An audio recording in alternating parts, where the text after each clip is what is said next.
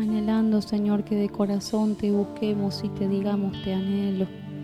Necesito tu restauración, Señor. Necesito tu prosperidad, Señor, no solo económica, sino el alma. Necesitamos crecer, Señor, espiritualmente. Sí, Señor. Sí, Jesús. Señor, estás aquí, cubriéndome. Señor, estás aquí, levantándome. Señor, estás aquí, sanando mi cuerpo. Sé que estás aquí.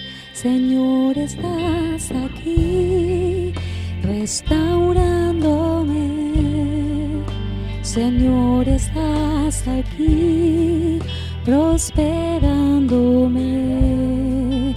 Señor, estás aquí, tocando mi ser. Sé que estás aquí, Señor. Señor, estás aquí, cubriéndome. Señor, estás aquí, levantándome. Señor, estás aquí, sanando mi cuerpo. Sé que estás aquí. Señor, estás aquí, restaurándome. Señor, estás aquí, prosperándome. Señor, estás aquí, tocando mi ser. Sé que estás aquí. Sí, Señor. Siento la unción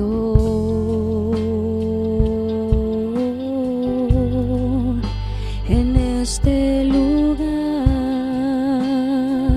Siento tu poder, siento el poder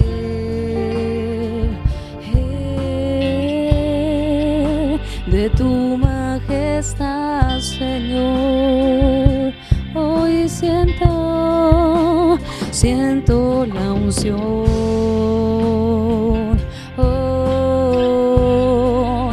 en este lugar.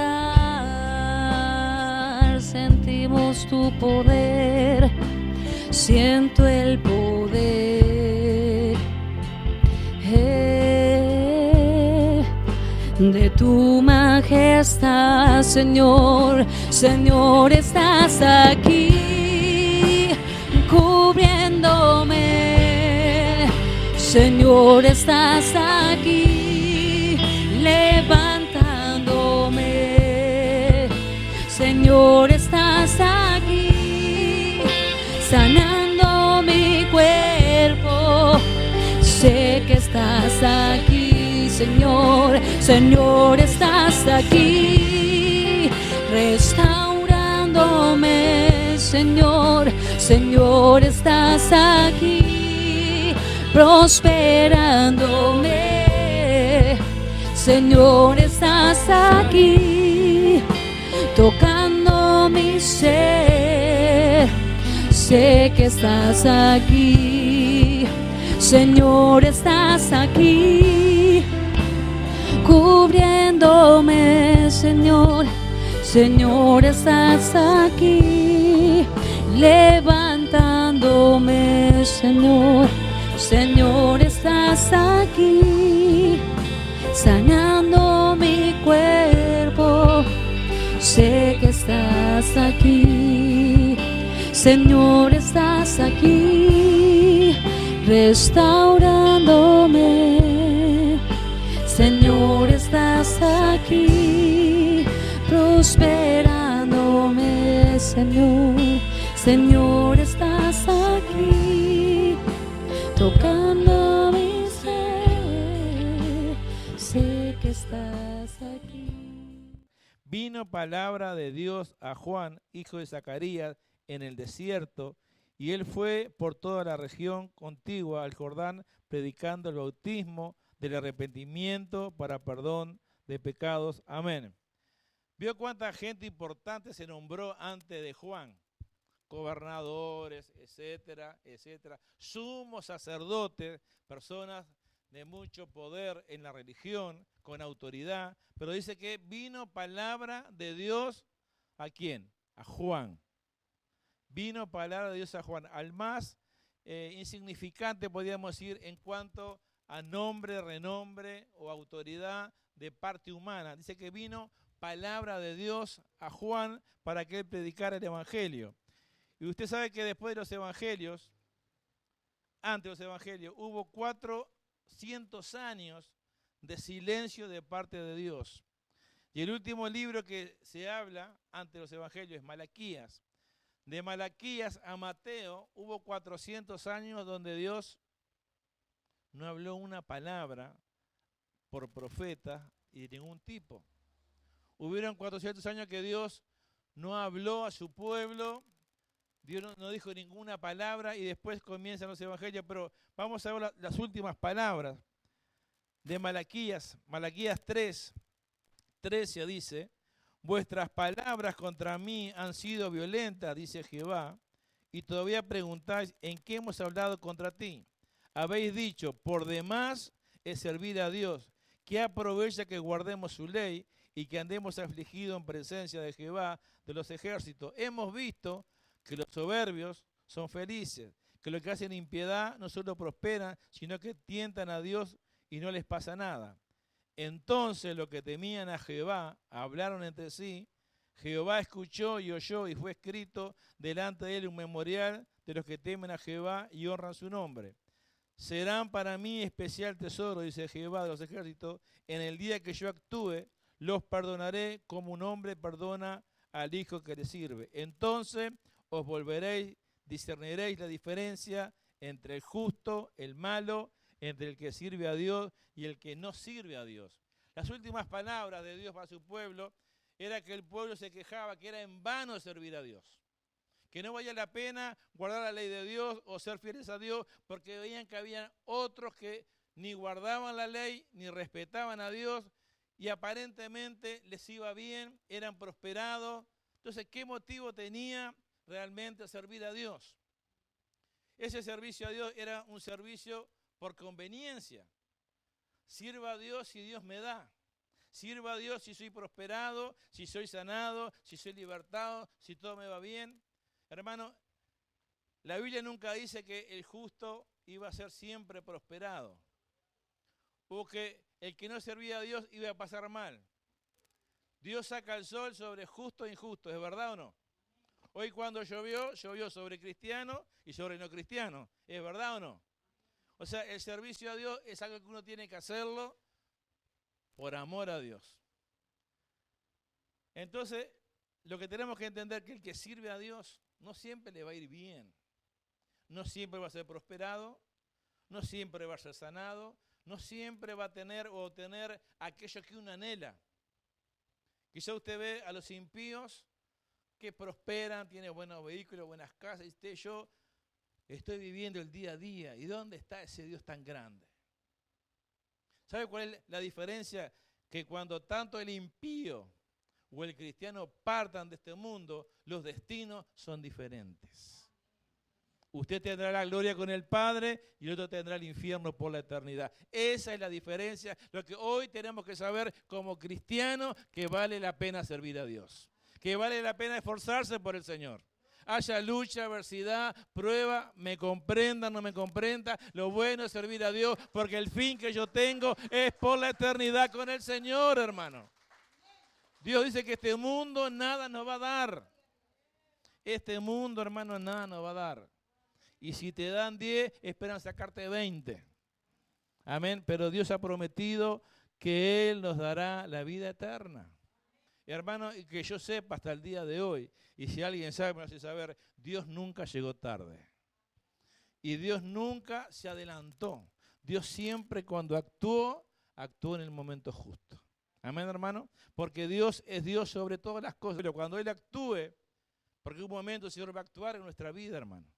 En algún momento el Señor se va a poner, por decirlo así, de pie en tu vida y en mi vida, y podremos ver la diferencia, discernir lo importante que es invertir el tiempo a Dios. Dice que habiendo tantas personas importantes, porque los seres humanos somos así. Somos pocos, somos muchos, mirá qué importante el que vino.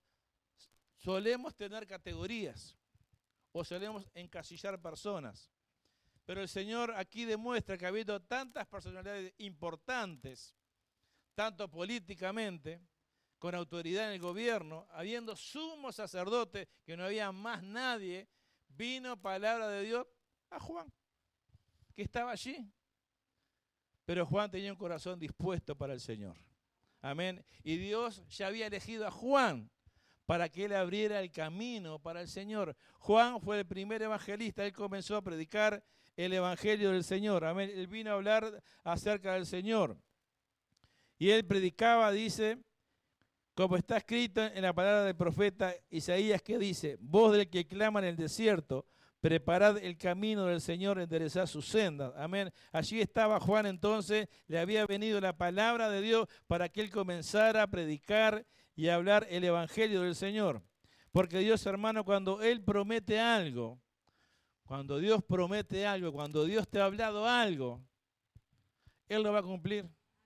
Dice su palabra que Él no es hombre para que mienta, ni hijo de hombre para que se arrepienta. Pero sabes que el enemigo va a hacer muchas cosas para que tú pienses que lo que Dios te habló, Dios no lo va a hacer. Como que Dios, bueno, ya, como a veces nosotros prometemos algo y pasa el tiempo y no lo cumplimos, no olvidamos, pensamos que Dios es igual. Si Dios te prometió algo, hermano, que tú sabes que Dios te lo prometió, que es palabra de Dios, mantente firme. Porque Dios lo va a cumplir. Más acá, más allá, dice que en tus manos, dice el Salmo, están mis tiempos.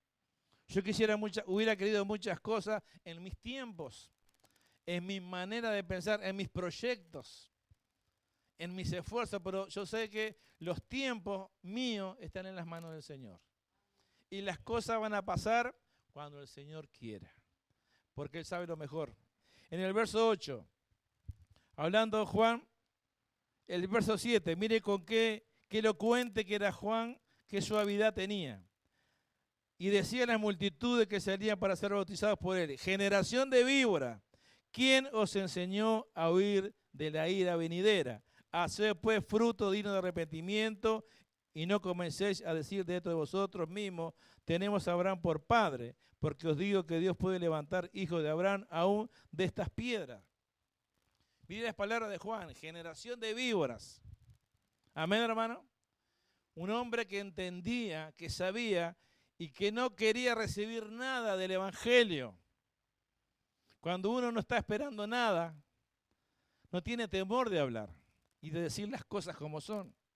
Pero el verdadero evangelio, hermano, lleva un arrepentimiento. Amén. Eso decía Juan aquí: hacer frutos dignos de arrepentimiento. Amén. Y muchos comenzaron a decir: no, nuestro padre es Abraham, porque nosotros venimos de la descendencia de Abraham.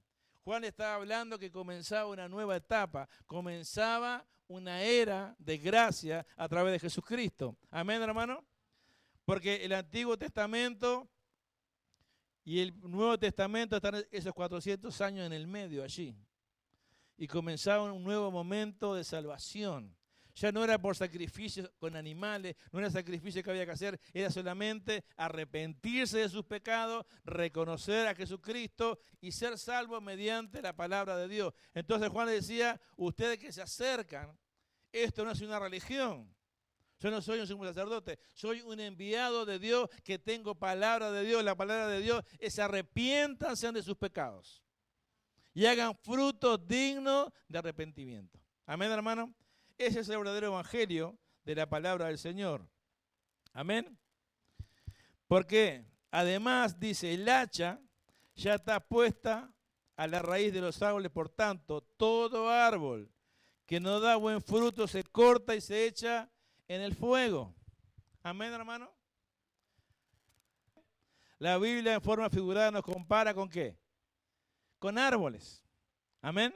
Entonces acá dice Juan, el hacha está puesta en la raíz de aquellos que no dan buen fruto. En el verso 10, la gente preguntaba diciendo, entonces, ¿qué haremos? Tenemos que llegar a tal punto donde usted le hable a la persona, que la persona sienta una necesidad de decir, ¿y qué hago? ¿Qué tengo que hacer? Por lo que vos me estás diciendo, por lo que vos me estás predicando, yo tengo probabilidad de ir al infierno. ¿Qué tengo que hacer? Hermano, esa es la responsabilidad que usted y yo tenemos como iglesia. Y empezamos, como dice la Biblia, en Jerusalén. Empezamos con nuestra familia. Somos responsables de nuestra familia, hermano. Cuando Dios nos manda, hermano, a predicar o a hablar, tenemos que hacerlo en el nombre de Jesús. Confiando que la obra no la voy a hacer yo. La obra la va a hacer el Espíritu Santo. Pero papá, mamá, usted es responsable de sus hijos. Amén. Esos hijos que nos fueron prestados de parte de Dios. No son mis hijos. Son del Señor, que el Señor me los prestó a mí. Y yo soy responsable. Bueno, así como soy responsable de mi familia, soy responsable de mi compañero de trabajo. Tiene que ver algo diferente que lo lleve a que él me diga cómo está gente. ¿Y qué tengo que hacer entonces? Eso era lo que Juan estaba haciendo. Y mire, y Juan comenzó diciéndole, generación de víboras. No le dijo, bueno, muchachito. No, generación de víboras. Porque Juan sabía lo que estaba diciendo. ¿Usted sabe lo que es ser evangelista? ¿Usted conoce el evangelio? Porque para poder hablar y que Dios pueda convencer, yo tengo que estar seguro yo de lo que yo voy a hablar. Dijo Pablo, yo sé quién he creído. ¿Usted sabe en quién ha creído? Es lindo decir, Señor, dame, bendecime, prosperame, guarda a mis hijos, guarda a mi familia. Pero el Señor también nos hizo una demanda, id y hacer discípulos. Eso está vigente hoy, hermano. No fue solamente para aquel tiempo, no, eso está vigente hoy. Cada uno de nosotros tenemos la responsabilidad de ir y hacer discípulos. Dios dijo que fuéramos nosotros, hiciéramos discípulos. Amén. Respondiendo le decía, el que tiene 2 túnicas, de al que no tiene, y el que tiene que comer, haga lo mismo. Amén. Lo que hablaba mi esposa hoy, de ponerse en el lugar del otro. Cuando necesita, uno ve que hay necesidad realmente, uno tiene que ponerse en el lugar del otro. Vinieron también unos publicanos para ser bautizados y dijeron, Maestro, ¿qué haremos? Él le dijo, los publicanos eran lo que exigían a la gente. Exigían, pero ellos no hacían. Haz lo que yo digo, pero no lo que yo hago. Esa es facilísima. Pero cuando ellos tuvieron un encuentro con el Señor y fueron bautizados, preguntaron a Juan, ¿qué vamos a hacer ahora? Se dieron cuenta que lo que hacían estaba mal. Y Juan les dice, no exijáis más de lo que está ordenado. También preguntaron los soldados diciendo, ¿y nosotros qué haremos? Mira, vino todo el mundo. Ahí tiene. Vinieron publicanos, vinieron soldados, vino gente común. O sea, mostrando que el Evangelio de Dios puede tocar a cualquier persona, hermano. Porque nosotros a veces pensamos que el Señor no puede tocar a este hombre porque es tan duro. Mi vecino vive tan enfadado. Está en esto, está en lo otro. Mire, cuando uno comienza primeramente a orar por esa persona, porque usted debe comenzar a orar por alguien, ¿verdad? Comenzar a pelear. Y cuando usted tiene la orden de Dios de ir a hablar, cuando usted va en el nombre de Jesús, hermano, todo eso cambia. No importa la apariencia de la persona. Imagínense, publicanos, soldados. Gente que no un soldado en aquella época, pero Juan sabía que él iba en el nombre de Jesús. Amén, hermano, predicando el Evangelio del Señor. Tenemos que estar nosotros mismos convencidos. Y él le dijo a los soldados, no hagáis extorsión a nadie, ni calumniéis y contentados con vuestros salarios. Se ve que eran medios bandidos los soldados en aquella época, hacían soborno, no solamente ahora, de ahora esto. Y el versículo 18 dice, con estas otras muchas exhortaciones, anunciaba, mire, con esta y otras muchas exhortaciones. ¿Sabe qué es exhortar? ¿Qué es exhortar? Exhortar es llamar la atención, indicar que hay algo que tiene un límite. Y Juan no iba con palabras suaves, no, Juan exhortaba y les decía la verdad. ¿Qué iba a pasar si ellos no se arrepentían de sus pecados? Cuando un hermano conoce al Señor y viene al Señor y se entrega al Señor, no es necesario predicar el evangelio de las ofertas, porque cuando nos entregamos al Señor, nos rendimos a Él, ¿qué dice su palabra? Buscar el reino de Dios y las demás cosas serán añadidas. Hay que predicar de no ofender a Dios y cumplir su palabra. Amén, hermano. El Señor después te va a bendecir. Dios nos manda a hablar el evangelio de las buenas nuevas. Y Juan lo hacía de esta manera. Con esta y muchas exhortaciones anunciaba las buenas nuevas al pueblo. Amén, hermano. Eso era lo que Juan hacía. Y Juan era un hombre que confrontaba el pecado. Entonces Herodes, el tetrarca, en el verso 19, era reprendido por Juan a causa de Herodías, mujer de Felipe, su hermano, y por todas las maldades que Herodes así había hecho. Sobre todas ellas añadió además, esta encerró a Juan. Imagínense, el gobernante mayor cometía adulterio con su cuñada. No, ¿yo qué le voy a decir? Es como que usted sabe algo del presidente, ¿verdad? Y Juan sabía que este hombre se iba al infierno. Y él tenía que decirle a este hombre que lo que él estaba haciendo estaba mal. Y Juan fue y se lo dijo. Amén, hermano. Entiende cuando uno realmente tiene necesidad y entiende que la gente, porque a veces con sentirnos preocupados, porque todos nos sentimos preocupados, cómo está el mundo, cómo está la maldad, eso no alcanza. ¿Sabe qué es eso? Eso es lástima. Amén. Está bien que usted tenga lástima de ciertas circunstancias, pero el Señor lo que tuvo fue compasión que va más allá. Amén. Compasión, la palabra dice compasión. Cuando vemos a una persona adicta, usted va por las calles y ve juventud, hermano, que usted no sabe, una impotencia, no sabe qué hacer. No sabe qué hacer. Lo ve tan joven allí, tirado, arman carpa. Y dice, ¿qué puedo hacer? ¿Qué puedo hacer? Por lo menos orar. Amén. Pero somos responsables, hermanos, de esto.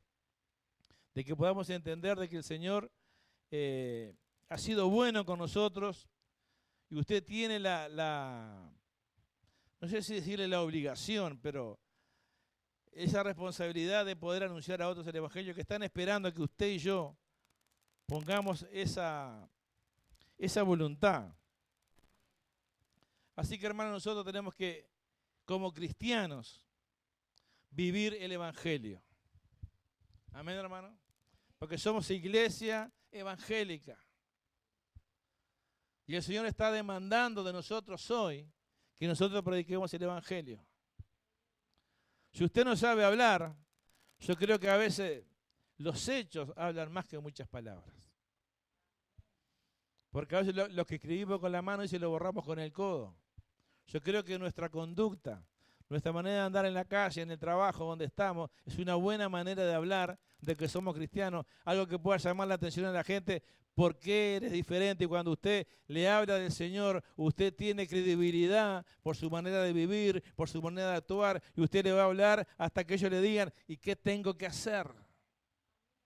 ¿Qué tengo que hacer? Y usted le dice, entregar tu vida a Cristo. Porque eso es lo mejor.